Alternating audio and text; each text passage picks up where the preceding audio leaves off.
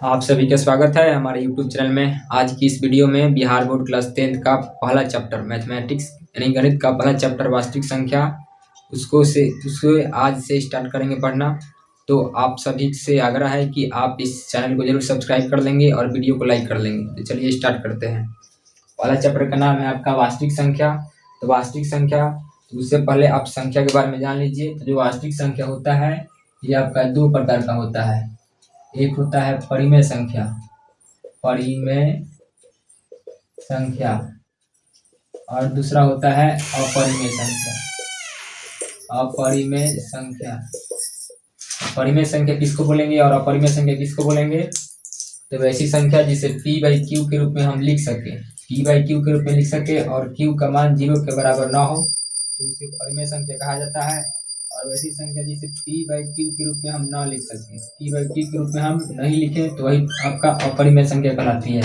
जैसे में आपके एग्जाम्पल दे सकते हैं, जैसे में 1/2, 3, -4, 0, 22/7, 3/6 इत्यादि आपका एग्जाम्पल हो सकता है। और अपरिमेय संख्या में आपका हो सकता है √2, √3, √5, पाई, ऐसे ही। आप ध्यान रखेंगे कि जो 22/7 होता है पाई का मान ये आपका परिमेय होता है, लेकिन जो पाई होता है ये आपका अपरिमेय संख्या होता है। इसके बाद आप जानेंगे कि जो परिमेय संख्या होता है इसका जो दशमलव प्रसार होता है, दशमलव प्रसार, ये आपका शांत या अशांत आवर्ती होता है। लेकिन वही अपरिमेय संख्या का जो दशमलव प्रसार होता है ये आपका अशांत अनावर्ती होता है, अनावर्ती होता है। ये आपके एग्जाम में प्रश्न पूछता है कि उस संख्या को क्या बोला जाता है जिसका दशमलव प्रसार शांत होता है या अशांत आवर्ती होता है? तो आप बोलेंगे परिमेय संख्या। अब ऐसी संख्या जिसका दशमलव प्रसार अशांत अनावर्ती होता है तो होता है अपरिमेय संख्या। और साथ में इसका डिफिनेशन है कि जिसे p/q के रूप में नहीं लिख सकते वो आपका अपरिमेय संख्या है। जैसे में आप एग्जाम्पल में दे सकते हैं √2, √3, √5 और साथ में पाई, पाई एक आपका अपरिमेय संख्या है। उसी प्रकार परिमेय संख्या के बारे में बोलेंगे कि वैसी संख्या जिसे p/q के रूप में लिख सकते हैं और उसका q का मान 0 के बराबर नहीं होना चाहिए, तो वैसी संख्या को परिमेय संख्या बोलेंगे जिसका दशमलव प्रसार शांत होता है और साथ ही अशांत आवर्ती होता है। एग्जाम्पल में आप 22/7 दे सकते हैं, जो पाई का मान होता है, तो पाई का मान 22/7 आपका परिमेय होता है। और साथ में 1/2, 3, -4, 0, ये सब जितना देख रहे हैं आपका परिमेय संख्या होगा। इसी प्रकार से शांत और अशांत का मतलब क्या होता है? जैसे कि संख्या को आप भाग कर रहे हैं, अगर भाग करने पर ये संख्या पूरी रूप से कट जाएगा, जैसे कि 4 बार में 8 आपका कट गया, शेषफल नहीं बच रहा है, तो इसी को बोलते हैं शांत। और वैसी संख्या जैसे कि हम 3 को भाग कर रहे हैं, 10 में भाग कर रहे हैं 3 से, इसको भाग कर रहे हैं, ये आपका कट गया तो ये आपका शांत है। और ये नहीं कट रहा है तो यही आपका अशांत है। तो नहीं कटने वाला ही अशांत होता है। और साथ में अगर पॉइंट ले रहे हैं, पॉइंट में इसको सॉल्व करना बनाने का, तो फिर 3 मिल रहा है, यानी कि 9 बार मिल रहा है ना, फिर इसमें पॉइंट करेंगे तो फिर 3 जाएगा, फिर 1 बचेगा दशमलव में, फिर 9 बार में जाएगा, फिर 1 बचेगा। तो इसी प्रकार एक तो नहीं कट रहा है और साथ में इसका दशमलव में एक ही संख्या रिपीट हो रहा है, तो इसी को बोलते हैं आवर्ती, आवर्ती। और वैसी संख्या जिसको भाग देने पर वो कटे भी ना और साथ में उसका जो भागफल है पॉइंट के बाद वो संख्या रिपीट भी ना हो, तो उसी को बोलते हैं अनावर्ती। तो आशा करते हैं कि अशांत और शांत आपको समझ में आ गया होगा, और साथ में आवर्ती और अनावर्ती। तो अनावर्ती किसको बोलेंगे? जिसको भाग करने पर दशमलव के बाद वो संख्या रिपीट ना हो उसको अनावर्ती बोलेंगे, और जिसको भाग करने पर वो संख्या दशमलव के बाद रिपीट हो उसी को आवर्ती बोलते हैं।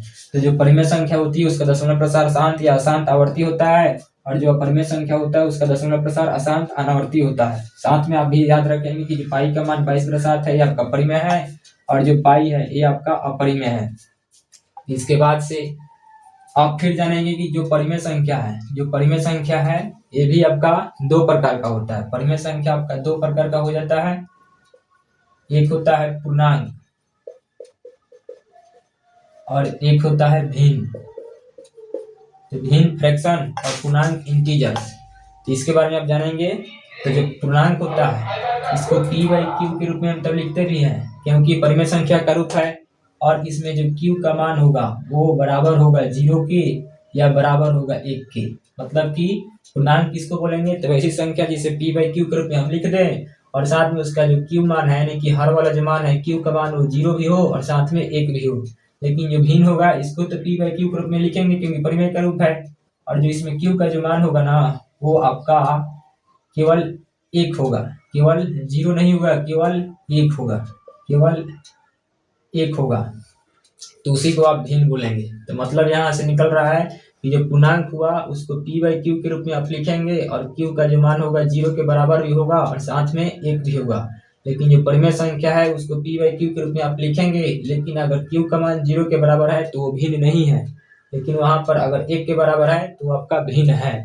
इसको आप इस तरह से बता सकते हैं। उसके बाद फिर आप जानेंगे कि जो पूर्णांक होता है ये आपका 3 प्रकार का हो जाता है, धनात्मक पूर्णांक, शून्य पूर्णांक और ऋणात्मक पूर्णांक। तो धनात्मक पूर्णांक, शून्य पूर्णांक और ऋणात्मक पूर्णांक किसको बोलेंगे, इसको पहले मिटाते हैं।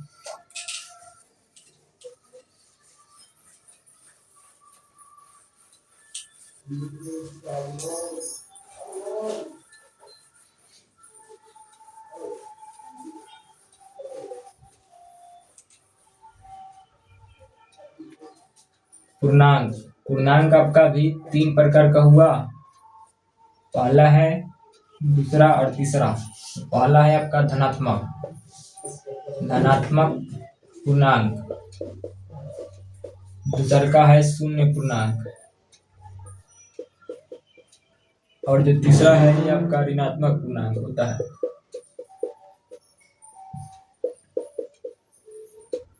अब इसको क्या बोलेंगे, तो ऐसा पूर्णांक जिसमें केवल जो मान होगा वो आपका पॉजिटिव में होगा, जैसे कि 1 2 3 4 5 6 ऐसे ही बढ़ते हुए इनफिनिट तक जाएगा पॉजिटिव मान में। अगर शून्य पूर्णांक बोल रहा हूँ तो शून्य पूर्णांक में केवल 0 आएगा और ऋणात्मक पूर्णांक में -1 -2 -3 -4 -5 ऐसा ही ये भी अपना बढ़ते हुए जाएगा। ठीक है, तो उसको बोलेंगे ऋणात्मक पूर्णांक। तो ऐसा पूर्णांक जिसमें केवल पॉजिटिव मान हो उसको बोलेंगे धनात्मक पूर्णांक, जिसमें केवल शून्य हो उसको शून्य पूर्णांक बोलते हैं और जिसमें केवल निगेटिव मान होता है उसको ऋणात्मक पूर्णांक बोलते हैं। अगर इस शून्य को इसमें मिला दिया जाए, इसमें मिला दिया जाए तो यही आपका पूर्ण संख्या कहलाती है, पूर्ण संख्या जिसको होल नंबर बोलते हैं। तो 0 1 2 3 4 5 ऐसा ही बढ़ते हुए इनफाइनाइट तक गया तो ये आपका होल नंबर है। इसको डिनोट करेंगे W से। तो होल नंबर यानी कि W यानी कि पूर्ण संख्या। 0 से 1 2 3 गिनती की संख्या 0 से शुरू हो जाए तो उसी को बोलते हैं पूर्ण संख्या, जिसको डिनोट करते हैं W से। और साथ में जो प्लस वाला धनात्मक पूर्णांक है यही आपका प्राकृत संख्या हो जाती है, मतलब कि 1 2 3 4 5 ऐसा ही बढ़ते हुए इनफिनिट तक जा रही है। ये आपका नेचुरल नंबर यानी कि n, इसके समुच्चय को n से दर्शाते हैं। तो गिनती की संख्या को प्राकृत संख्या बोलते हैं जिसके समुच्चय को n से दिखाते हैं। और साथ में गिनती की संख्या को अगर 0 से शुरू कर दिया जाए तो आपका पूर्ण संख्या कहलाती है, जिसको डिनोट करते हैं W से। तो आशा करते हैं कि आपको इतना समझ में आया होगा। इसके बाद कुछ अलग भी संख्याएं होती हैं, जैसे कि सम संख्या, सम संख्या, सम संख्या यानी कि इवन नंबर, इवन नंबर। तो वैसी संख्या जिसको 2 से भाग करने पर पूरा पूरा कट जाए, अर्थात उसका शेषफल कुछ भी ना बचे। जैसे कि यहाँ पर 2 है, 4 है, 6 है, 8 है, 10 है, ऐसा ही किसी हो सकता है बढ़ते हुए। और साथ में यहाँ पर एक और पता चलेगा कि जो 0 है वो भी आपका सम संख्या है। और साथ में आप केवल प्लस में ही नहीं देंगे, यहाँ पर प्लस और माइनस दोनों में हो सकता है। इस प्रकार आगे आप क्लास 10th में जा रहे हैं तो वहाँ पर प्लस में भी सोचना पड़ेगा और साथ में माइनस में भी सोचना पड़ेगा। तो प्लस का 2 भी आपका सम संख्या है और माइनस का 2 भी आपका सम संख्या है। उसी प्रकार प्लस का 4 भी आपका सम है और माइनस का 4 भी सम है। इस प्रकार से लिखे हैं। तो ऐसी संख्या जिसको भाग करने पर 2 से पूरा पूरा कट जाए, उसका शेषफल कुछ ना बचे, तो उसको सम संख्या कहते हैं। आपके एग्जाम में इसका डिफिनेशन नहीं आएगा, इसका आता है व्यापक रूप। आपके एग्जाम में ऑब्जेक्टिव प्रश्न में आपको इसका सम संख्या का व्यापक रूप पूछता है। तो जो किताब में देता है कि 2m या इसके अलावा 2n भी दे सकता है या फिर 2p भी दे सकता है। इसका मतलब क्या हुआ, तो कोई भी वेरिएबल हो उसे मतलब नहीं है, लेकिन यहाँ पर अगर उसका गुणांक में सम संख्या का गुना हुआ है तो आपका सम संख्या का व्यापक रूप हो सकता है। इसके अलावा यहाँ पर 2m प्लस का 2 भी हो सकता है। ऐसा क्यों, क्योंकि जब इसको 2 कॉमन लेंगे तो m प्लस का 1 बचेगा जो कि 2 है। इसको 2 से जब भाग करेंगे तो कट जाएगा। तो यहाँ पर आपका निकल रहा है कि इस प्रकार ही दिया हो तो भी, अगर ऑप्शन में इस प्रकार से दिया थी तो ये भी होगा, लेकिन अगर इस प्रकार से दिया हो तो ये भी होगा। इसके अलावा इस प्रकार से भी दे सकता है 6m प्लस का 2, क्यों? क्योंकि इसमें 2 कॉमन लेंगे तो 3m प्लस का 2 होगा, और जैसे ही इसको 2 से भाग करेंगे तो कट जाएगा, मतलब शेषफल कुछ नहीं बचेगा। तो आपको यहाँ से समझना है कि जो व्यापक रूप होता है वो सम संख्या गुणा के रूप में हो तो भी ठीक है, और साथ में सम संख्या गुणा के रूप में है और साथ में उसमें प्लस किया गया है या फिर माइनस किया गया है, अगर उसको कॉमन लेने पर अगर 2 से वो कट जा रहा है तो भी आपका व्यापक रूप हो जाएगा। इसके बाद अगला है विषम संख्या। तो विषम संख्या को पहले मिटा लेंगे।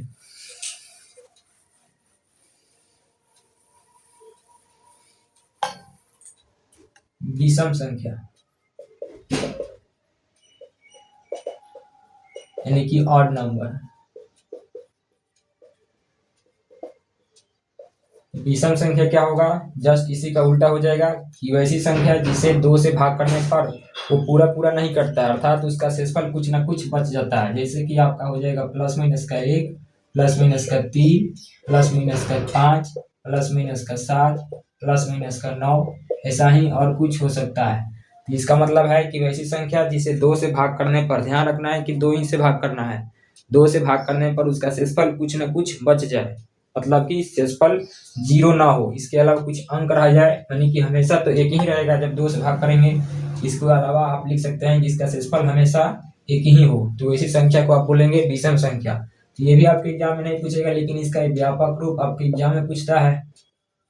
तो जो सम संख्या का व्यापक रूप है 2m 2n 2p, कोई वेरिएबल हो सकता है 2 के मल्टीपल में, साथ में उसको इस प्रकार भी दे सकता है कि मल्टीपल 2 का गुणांक होना चाहिए, और साथ में जो प्लस या माइनस से दिया गया रिलेशन उसको कॉमन लेने पर अगर 2 से कट रहा है तो वो भी आपका व्यापक रूप होगा। ऑप्शन में आपके साथ ऐसा दे सकता है। तो उसी प्रकार इसका जो होता है व्यापक रूप 2m प्लस का 1 होता है, अधिकतर किताबों में यही देता है।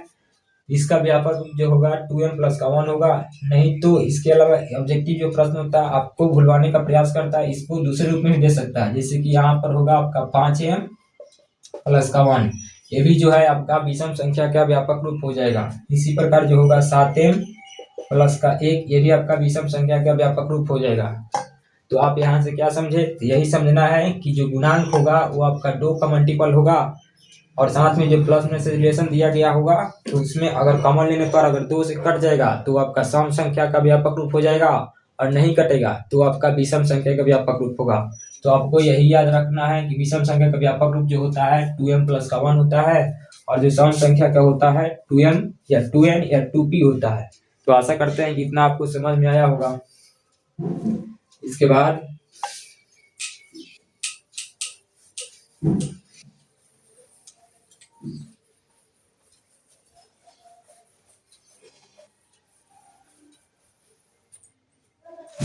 जो है अभाज्य संख्या। अभाज्य संख्या यानी कि प्राइम नंबर। अभाज्य संख्या किसको बोलेंगे? तो वैसी संख्या जो स्वयं से कटे और 1 से कटे, इसके अलावा किसी अन्य संख्या से ना कटे तो उसी को बोलते हैं अभाज्य संख्या। वैसी संख्या जो स्वयं और 1 के अलावा किसी अन्य संख्या से नहीं विभाजित हो तो उसी को बोलते हैं अभाज्य संख्या, अर्थात स्वयं और 1 के अलावा ही अपना विभाजित हो सकता है। जैसे कि एग्जाम्पल में देना हो तो जो होती है सबसे छोटी अभाज्य संख्या 2 होती है, 3, उसके बाद 5, 7, 11, 13, 17, 19, 23 etc, ऐसा ही हो सकता है। तो इसको जब देखेंगे तो ये संख्या 1 से कटेगा और साथ में स्वयं यानी 2 से कटेगा, जो 2 होगा। उसके बाद 3 को देखेंगे, 3 1 से कटेगा और स्वयं 3 से कटेगा। इसी प्रकार 5 होगा तो 5 1 से कटेगा और स्वयं 5 से कटेगा। जो अभाज्य संख्या होती है कि वैसी संख्या को कहते हैं जो स्वयं से कटे और 1 से कटे, इसके अलावा किसी अन्य संख्या से नहीं कटे तो उसको अभाज्य संख्या बोलते हैं। जैसे कि आपके सामने दिया गया है 2 है, 3 है, 5 है, 7 है, 11 है, 13 है। इसके अलावा और भी हो सकता है। आपसे एग्जाम में कभी कभी प्रश्न पूछ लेगा कि सबसे छोटी अभाज्य संख्या आपका क्या है, तो 2 है। सबसे छोटी अभाज्य संख्या आपका 2 है, और साथ में सबसे छोटी सम अभाज्य संख्या ही आपका भी 2 है। सम अभाज्य संख्या कहने का मतलब अभाज्य संख्या में 2 को छोड़ करके बाकी जितने भी संख्या है सब आपका विषम संख्या है, लेकिन जो 2 है आपका सम संख्या है। तो यहाँ से आपको याद रखना है कि अभाज्य संख्या की सबसे छोटी अभाज्य संख्या 2 और सबसे छोटी सम अभाज्य संख्या भी आपका 2 है। इसके अलावा जो होगा, इसके बाद जो अगला प्रश्न, इसमें अगला संख्या जो होगा आपका, वो होगा आपका संयुक्त संख्या। संयुक्त संख्या या यौगिक संख्या, या यौगिक संख्या, इसको बोलेंगे कंपाउंड नंबर। इसको बोलेंगे क्या, वैसी संख्या। इसी का जस्ट उल्टा हो जाएगा कि वैसी संख्या जो स्वयं से भी कटे, एक से भी कटे और किसी अन्य संख्या से भी कट जाए। आभाज्य संख्या में क्या था, तो वैसी संख्या जो स्वयं से कटे और एक से कटे, इसके अलावा किसी अन्य संख्या से ना कटे। लेकिन जो यौगिक संख्या होगी, स्वयं से भी कटेगी, एक से भी कटेगी और किसी अन्य संख्या से भी कट सकती है। जैसे में आपका सबसे छोटा संयुक्त संख्या जो होता है आपका 4 होता है। 4 के बाद 6 होगा, 8 होगा, 10 होगा, 12 होगा, 15 होगा, 17 नहीं होगा, 18 होगा, 21 से ऐसा ही हो सकता है। तो वैसी संख्या जो स्वयं से भी कटे, एक से भी कटे और किसी अन्य संख्या से भी कट जाए। इसको अगर देखना हो, जैसे कि 4 है तो स्वयं से इनकी 4 से तो कटेगा ही, उसके ऊपर 1 से कटेगा, 2 से भी कट जाएगा और स्वयं 4 से भी कट रहा है। 6 को देखेंगे तो 1 से भी कटेगा, 2 से भी कटेगा, 3 से भी कटेगा और साथ में 6 स्वयं से भी कट जाएगा। 8 है तो 1 से भी कटेगा, 2 से भी कटेगा, 4 से भी कटेगा और स्वयं 8 से भी कट जा रहा है। तो यहाँ से आपको पता लग रहा है कि जो संयुक्त संख्या होती है वह स्वयं से भी कटती है, एक से भी कटी है और किसी अन्य संख्या से भी कट जाती है। तो यहाँ से संयुक्त संख्या का डेफिनेशन यही हुआ कि वैसी संख्या जो स्वयं से कटे, एक से कटे और किसी अन्य संख्या से भी विभाजित हो जाए, तो वैसी संख्या को संयुक्त संख्या बोलेंगे। आपके एग्जाम में प्रश्न पूछता है कि सबसे छोटी संयुक्त संख्या क्या है या फिर यौगिक संख्या क्या है, तो जो सबसे छोटी संयुक्त संख्या होगी वो आपका 4 होगी। याद रखेंगे कि जो सबसे छोटी संयुक्त संख्या होती है वो आपका 4 होती है, यानी कि यौगिक संख्या सबसे छोटी में 4 होती है। 4 से ही यौगिक संख्या की शुरुआत होती है। इसके बाद जो होगा आपके एग्जाम में प्रश्न पूछता है सहअभाज्य संख्या का, तो उसको भी जान लेंगे। तो सहअभाज्य संख्या क्या होती है, तो सहअभाज्य संख्या पेयर ग्रुप में होती है। पेयर ग्रुप में होंगी कहने का मतलब कि सहअभाज्य संख्या को प्राइम नंबर, को प्राइम नंबर, तो ये संख्या युग्म के रूप में होती है और इनका एचसीएफ जब निकालते हैं तो उनका मान हमेशा एक ही आता है। इसका मतलब यही है कि सहअभाज्य संख्या होगी, जोड़ा के रूप में होगी, युग्म के रूप में होती है और उसका जब एचसीएफ यानी कि महत्तम समापवर्तक निकालते हैं मौसा, तो उसका मान हमेशा एक ही आएगा। तो उसी को बोलते हैं सहअभाज्य संख्या। आपके एग्जाम में यहाँ से अब एक ही प्रश्न बनता है, इनमें कौन सहअभाज्य संख्या होगा। तो सबसे पहले एग्जाम्पल देखेंगे। जैसे कि यहाँ पर एग्जाम्पल में आपका 3,8, तब ये ए का मान 3 है और बी का मान 8 है। अब इनका एचसीएफ जब निकालेंगे तो एचसीएफ निकालने के लिए 2 से ले जाएंगे 6 बार में, फिर इसको ले जाएंगे 1 बार में और फिर यहाँ से करेंगे तो 2 बार में कट जाएगा। तो यहाँ से एचसीएफ का जो मान निकल रहा है एक ही निकल रहा है, मतलब कि जो दिया गया है आपका सहअभाज्य संख्या का युग्म है। तो इसका मतलब है कि वैसी संख्या जिनका अगर एचसीएफ निकालेंगे तो उनका मान सिर्फ एक ही निकले, एक के अलावा कोई अन्य संख्या ना निकले, तो उसी को बोलते हैं सहअभाज्य संख्या।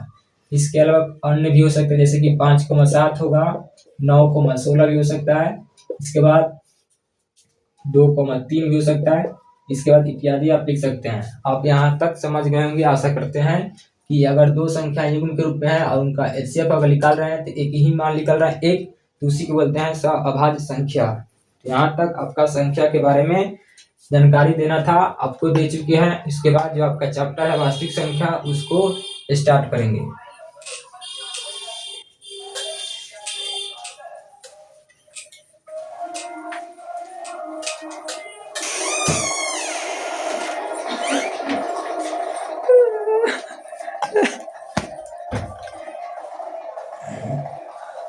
इसके बाद जो आपका चैप्टर स्टार्ट हो रहा है, इस चैप्टर में आपका वास्तविक संख्या पढ़ना है। तो मुख्य रूप से इसमें आपका यूक्लिड विभाजन प्रमेयिका के बारे में बताना है। तो सबसे पहले आप जानेंगे एल्गोरिदम क्या होता है। एल्गोरिदम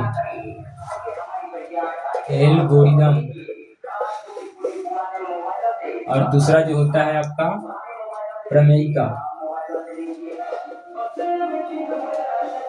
ये दो आपका टर्म जानना है। तो एल्गोरिदम क्या होगा और आपका प्रमेयिका क्या होगा।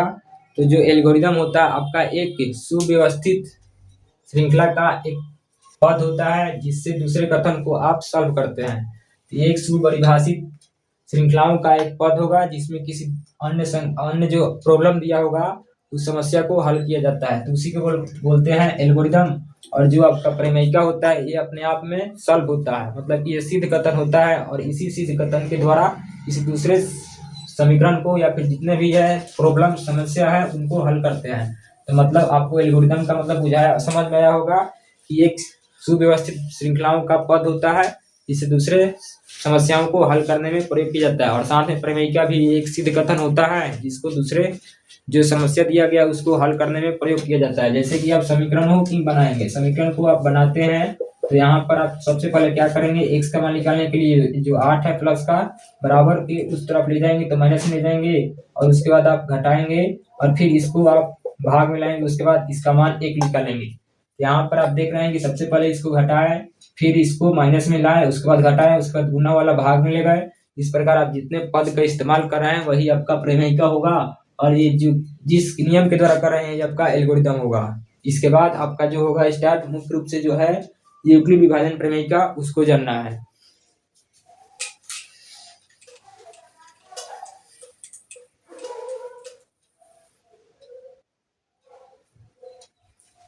यूक्लिड विभाजन प्रमेयिका ये क्या होता है, तो यूक्लिड ने दो संख्याओं के बीच मासा प्राप्त करने के लिए एक प्रमेयिका का प्रतिपादन किया था, वही उसका नियम यूक्लिड विभाजन प्रमेयिका है। इससे पहले आपके क्या होगा, आप जब छोटे क्लास में होंगे तो आपको पता होगा कि जब भाग आप देते होंगे तो बीच में आप भाज्य लिखते हैं, और इधर आपका भाजक होता है, और जो आपका रिजल्ट में आता है ये आपका भागफल होता है, और जो कुछ शेष बच जाता है नीचे वाला यही आपका शेषफल होता है। तो यही आपका सेम यहाँ पर बन जाएगा यूक्लिड विभाजन प्रमेयिका, जिसको अगर आप भाज्य को दिखाएंगे तो इसको दिखाया गया है ए से, भाजक को दिखाया गया है बी से, और भागफल को दिखाया गया है क्यू से, और शेषफल जो है इसको दिखाया गया है आर से। तो नीचे आप देखेंगे कि जो भाज्य होता है, भाज्य आप छोटे क्लास में पढ़े होंगे कि भाज्य बराबर भाजक गुना भागफल प्लस का शेषफल होता है। तो इसी में अगर वैल्यू को रखेंगे तो आपका जो मिलेगा यूक्लिड विभाजन प्रमेयिका आपका व्यंजक निकल जाएगा। भाज्य देखेंगे तो भाज्य आपका ए है, और भाजक जो है आपका बी है, और साथ में जो भागफल है आपका क्यू है, और शेषफल जो है आपका आर है।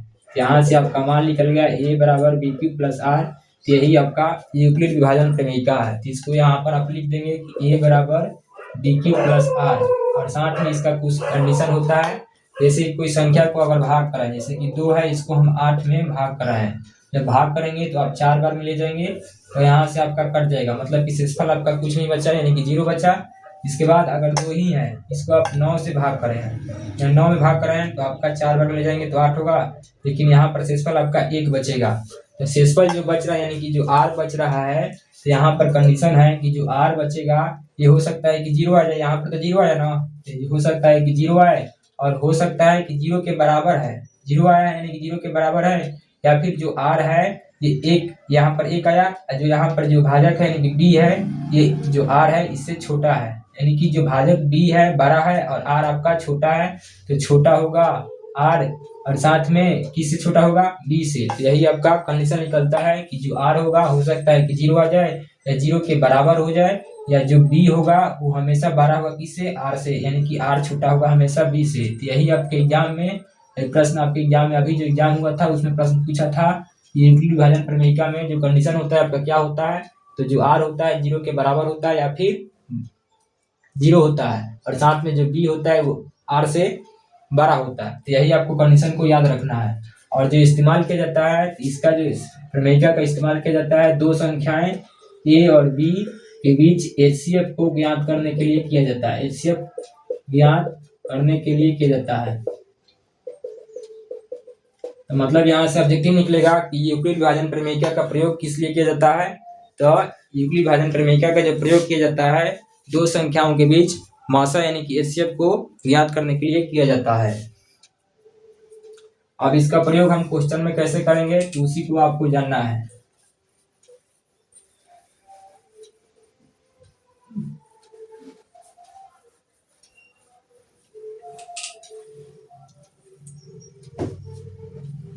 जैसे कोई संख्या है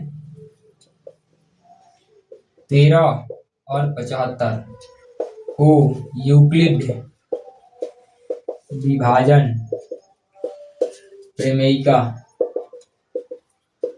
के द्वारा HCF ज्ञात करें। तो इसका नियम क्या है, आइए उसको समझ लेते हैं। तो इसमें नियम में यूक्लिड ने बताया था कि जो इन दोनों संख्याओं में 12 होगा वो आपका A का मान होगा और जो छोटा होगा वो आपका B का मान है।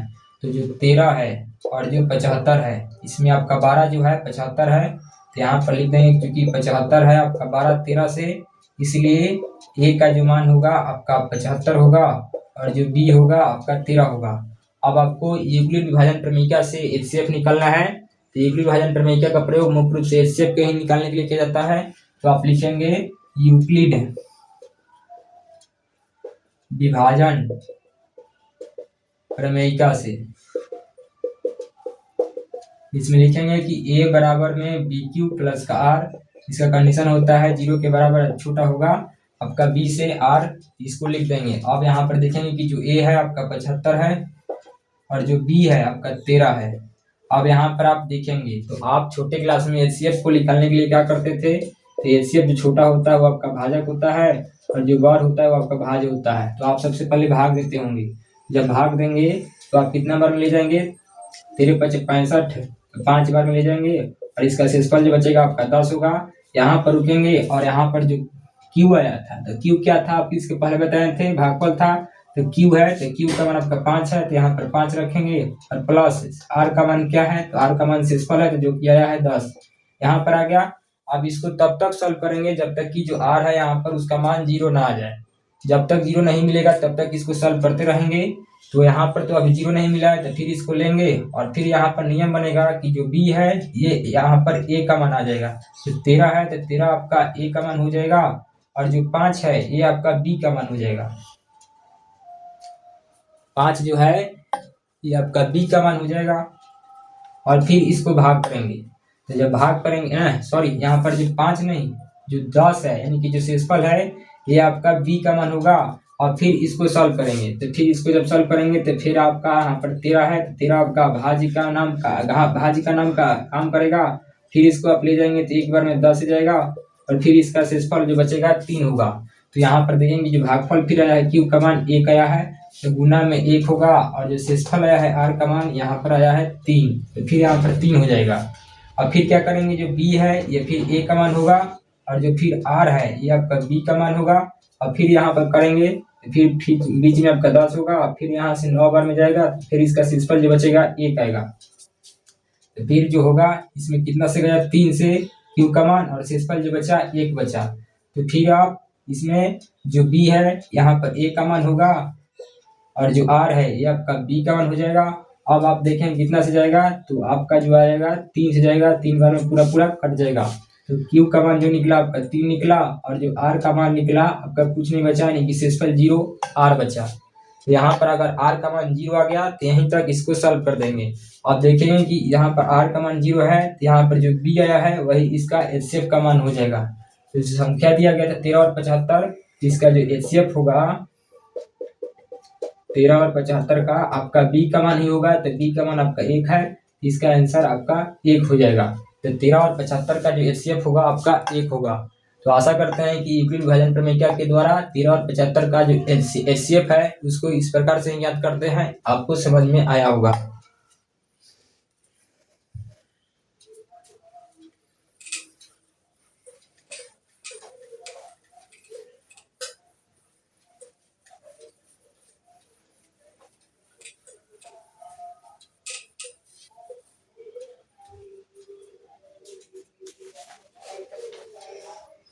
फिर एक और है 4 और 19 का, आपको यूक्लिड विभाजन प्रमेय के द्वारा ही सॉल्व करना है, HCF का मान निकालना है। तो जो बार होगा वैसा ही बनाएंगे, जो बार होगा आपका 19 बार है आपका 4 से, इसमें जो A का मान होगा आपका 19 होगा और जो B होगा ये आपका 4 होगा। तो आप लिखेंगे यूक्लिड विभाजन प्रमेयिका से A बराबर BQ प्लस का R, कंडीशन है जो R होगा 0 हो गया, 0 के बराबर हो गया या B से छोटा होगा।